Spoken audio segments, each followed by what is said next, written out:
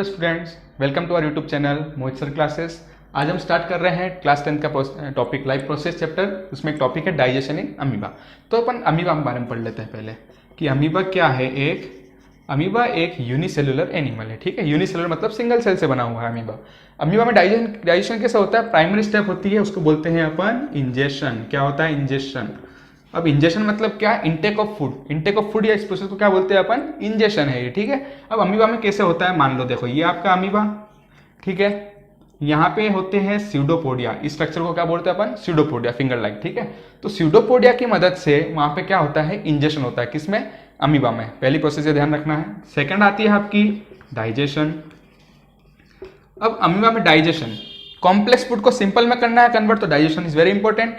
तो second step digestion, ये कहां पे होती है? फूड वैक्यूल में। अमीबा में कहां पे होती है? फूड वैक्यूल में। सेकंड स्टेप कौन सी हो गई आपकी? डाइजेशन।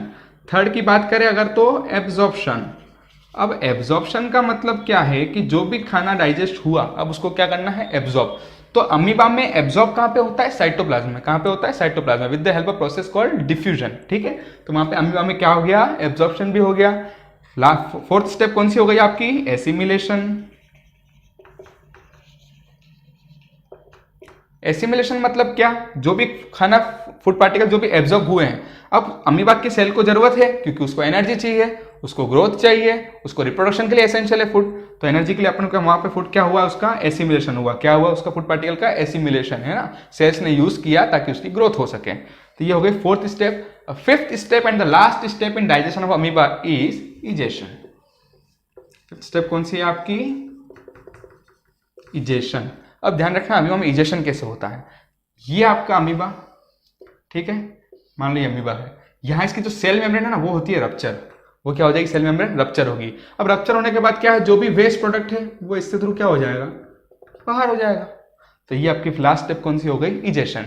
तो 5 step: ingestion, food intake with the help of pseudopodia, digestion with the help of food vacuole, absorption, assimilation and the last step is egestion. ठीक है, सेल मेम्ब्रेन रप्चर हुआ और वेस्ट प्रोडक्ट बाहर हुआ। तो ये आपका हो गई 5 स्टेप। कहां पे? अमीबा में।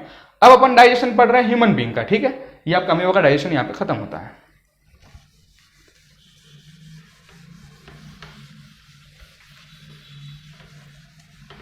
अब अपन आते हैं ह्यूमन बीइंग के डाइजेशन पे। ठीक है, तो देखो डाइजेशन में होती है 5 स्टेप। ठीक है, अभी अपन अमीबा डिस्कस की ingestion, digestion, absorption, assimilation and last step is egestion. अब डाइजेशन में बात करें, ह्यूमन के डाइजेस्टिव सिस्टम के ऑर्गन्स होते हैं। कैसे? माउथ, ठीक है, इसोफेगस, स्टमक,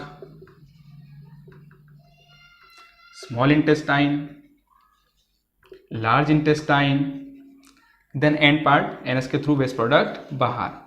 ये कुछ डाइजेशन के ऑर्गन्स होते हैं। कुछ ग्लैंड्स में भी बात करूं, अगर मैं लीवर हो गया, ठीक है, पेंक्रियास है, सलाइवरी ग्लैंड्स है, ये भी बहुत इंपॉर्टेंट प्ले रोल करती है डाइजेशन में। ठीक है, तो अपन डाइजेशन स्टार्ट करते हैं। ये आपको पार्ट्स के बारे में ध्यान रखना है, सबसे इंपॉर्टेंट पार्ट्स के बारे में।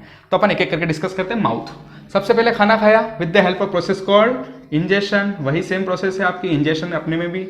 ये हो गई इंजेक्शन, माउथ से अपन ने खाने को इंटेक किया। अब माउथ में क्या है? देखो टीथ है, ग्रिंडिंग का काम करेंगे, फूड को पीसने का काम करेंगे टीथ। ठीक है, फिर सलाइवरी ग्लैंड से, है ना, वहां से क्या निकलेगा? Salivary amylase. कौन सी एंजाइम निकलती है? Salivary amylase. वो भी उसका फंक्शन करती है डाइजेशन ऑफ फूड। वो केमिकल डाइजेशन में मदद करती है, और जो टीथ है वो आपके फिजिकल डाइजेशन में मदद करते हैं। तो केमिकल डाइजेशन किसने किया? Salivary amylase. सलाइवरी ग्लैंड से एंजाइम निकली है। ठीक है, तो माउथ में जो 2 चीज हुआ। फिर वो गया इसोफेगस। अब इसोफेगस क्या है? एक लॉन्ग ट्यूब है। ठीक है, म्यूकस से कोटिंग है। म्यूकस से कोटिंग क्यों है? ताकि स्लिपरी हो, फूड अच्छे जल्दी जल्दी जाए नीचे स्टमक की तरफ। तो ये आपका इसोफेगस हो गया। अगला आपका क्या आता है? स्टमक। ये थोड़ा इंपॉर्टेंट है। स्टमक का शेप बोलूं मैं अगर, तो जे शेप। स्टमक कैसा होता है? जे शेप का ऑर्गन है। ठीक है, अब स्टमक में क्या क्या है? जूसेस हैं। गैस्ट्रिक जूस, ठीक है, एक गैस्ट्रिक जूस हो गया। ठीक है, HCl हो गया। अब इनके रोल की मैं बात करूं, गैस्ट्रिक जूस क्या मदद कर रहा है आपका? डाइजेशन में बहुत अच्छा मदद कर रहा है। HCl की बात करूं तो ये एक एसिडिक एनवायरनमेंट प्रोवाइड कर रहा है। जितनी भी एंजाइम्स हैं उनके एक्टिवेशन के लिए क्या चाहिए? HCl चाहिए। तो HCl का इंपॉर्टेंट रोल। दूसरा रोल की बात करो तो माइक्रोबियल प्रोटेक्शन, कोई भी ऐसा एंटीजन, कोई भी ऐसे बैक्टीरिया अगर आ जाए तो वो इस एसिडिक एनवायरनमेंट में क्या हो जाएंगे, किल हो जाएंगे। HCl क्या है, एक एसिडिक जूस है, ठीक है। अब आप सोच रहे होंगे कि HCl अगर एसिडिक जूस है तो अपने स्टमक को डैमेज तो नहीं कर रहा है। अब उसका रीजन भी है, क्यों, क्योंकि कोटिंग काई की है, म्यूकस, कोटिंग काई के करीब है वहां पे म्यूकस की, तो म्यूकस की कोटिंग क्या कर रही है, उसको प्रोटेक्ट करती है, ठीक है। तो HCl से अपने को कोई इफेक्ट नहीं है, ठीक है, पर ये अपने को प्रोटेक्शन प्रोवाइड करता है, तो HCl हो गया, ठीक है। और अगर मैं बात करूं स्टमक की, तो यहाँ पे फूड का स्टोरेज भी है, 4 to 5 आवर क्या होगा, फूड का यहाँ पे स्टोरेज होगा, ठीक है। स्टमक के बारे में आपको ये ध्यान रखना है। देन अपन बात करते हैं स्मॉल इंटेस्टाइन, ये मेन रीजन है, ठीक है। ये क्या है आपका स्मॉल इंटेस्टाइन, एक मेन रीजन है। बाइल जूस, बाइल जूस कहां से आता है, लीवर से, और पैंक्रियाटिक जूस वो कहां से आता है, पैंक्रियास से। तो उनका जो भी सिक्रेशन है वो कौन रिसीव करता है, आपका small intestine. Bile juice, pancreatic juice, दोनों का सिक्रेशन कौन रिसीव कर रहा है, आपका स्मॉल इंटेस्टाइन। ये ध्यान रखना है, स्मॉल इंटेस्टाइन एक मेन रीजन है एब्जॉर्प्शन के लिए। सबसे ज्यादा जहां पे एब्जॉर्प्शन कहां पे होता है, स्मॉल इंटेस्टाइन में, ठीक है। अब देखो पेप्सिन अगर एक एंजाइम है, एक एंजाइम कौन सी होती है, पेप्सिन, वो क्या मदद कर रही है, प्रोटीन के डाइजेशन में। तो स्मॉल इंटेस्टाइन में digestion of carbohydrate, digestion of proteins, वो सब कहां पे होते हैं, स्मॉल इंटेस्टाइन में तो हो रहे हैं, है ना। तो एक मेन रीजन है। एक चीज मैं आपको और बताता हूं कि स्मॉल इंटेस्टाइन में क्या होती है, एक स्ट्रक्चर होता है, उसको बोलते हैं अपन विलाई। क्या बोलते हैं, विलाई। विलाई क्या करता है, सरफेस एरिया को इंक्रीज करता है। फंक्शन ऑफ विलाई क्या है, सरफेस एरिया को इंक्रीज करना। इसीलिए तो सबसे ज्यादा एब्जॉर्प्शन कहां हो रहा है, आपका स्मॉल इंटेस्टाइन में, ठीक है। तो इंजेक्शन, डाइजेशन और एब्जॉर्प्शन, ठीक है, ये प्रोसेस ध्यान रखना है आपको। फिर स्मॉल इंटेस्टाइन के फूड आप वहां से कहां जाता है, आपका लार्ज इंटेस्टाइन। तो ये हो गई आपकी एब्जॉर्प्शन तक की प्रोसेस। अगली स्टेप कौन सी आती है, आपकी एसिमिलेशन। अगली स्टेप कौन सी आती है, एसिमिलेशन। एसिमिलेशन मतलब क्या, जो भी एब्जॉर्ब हो गया खाना, अब अपने बॉडी को, उसको सेल्स को यूज करना है, क्यों, ताकि अपने को तो एनर्जी चाहिए, इसलिए अपन कौन सी प्रोसेस यूज करते हैं, एसिमिलेशन। अपने को एनर्जी चाहिए, ठीक है, अपने सेल्स को एनर्जी चाहिए, बॉडी को ग्रोथ चाहिए, तो फूड पार्टिकल्स वहां पे क्या होंगे, एसिमिलेशन, ठीक है। अब एसिमिलेशन तो हो गया।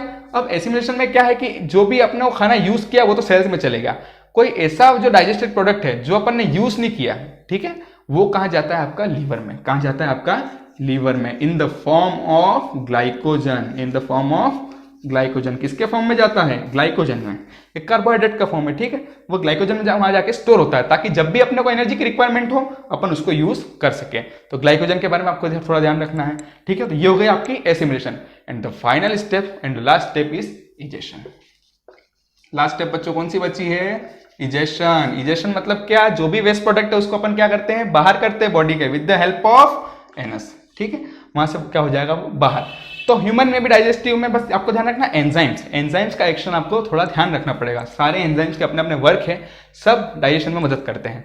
पहली स्टेप इंजेक्शन, खाना खाया, डाइजेशन, केमिकल और मैकेनिकल दोनों डाइजेशन हुआ, एब्जॉर्प्शन हुआ स्मॉल इंटेस्टाइन में, देन आपका लार्ज इंटेस्टाइन में गया, जो भी वेस्ट प्रोडक्ट एसिमिलेशन के होने के बाद जो भी वेस्ट प्रोडक्ट है वो सब कहाँ गया, एनस के थ्रू बॉडी के बाहर। तो ये डाइजेस्टिव सिस्टम ह्यूमन का।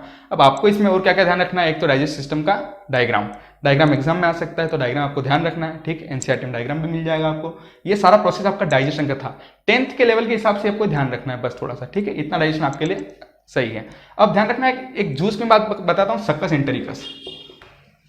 सक्कस एंटेरिकस ये भी इंटेस्टिनल जूस है। ये क्या है, इंटेस्टिनल जूस है, ये भी बहुत इंपॉर्टेंट रोल प्ले करता है। इसलिए जितने भी एंजाइम्स है, जूस है, गेस्ट्रिन हार्मोन है, ये सब डाइजेस्टिव सिस्टम में ही आते हैं, सब डाइजेशन का प्रोसेस कर रहे हैं, ठीक है। तो 5 स्टेप आपको बेसिक ध्यान रखना है। लिखना कैसे है, आपको इंट्रोडक्शन से बताना है, इंजेशन में क्या हुआ, डाइजेशन में क्या हुआ, एब्जॉर्प्शन, एसिमिलेशन, देन इजेशन। तो आपको ये सारी चीज ध्यान रखना है। और ये वाला टॉपिक आपका digestion in amoeba and digestion in human being खत्म होता है, ठीक है। डाइजेशन आपको ध्यान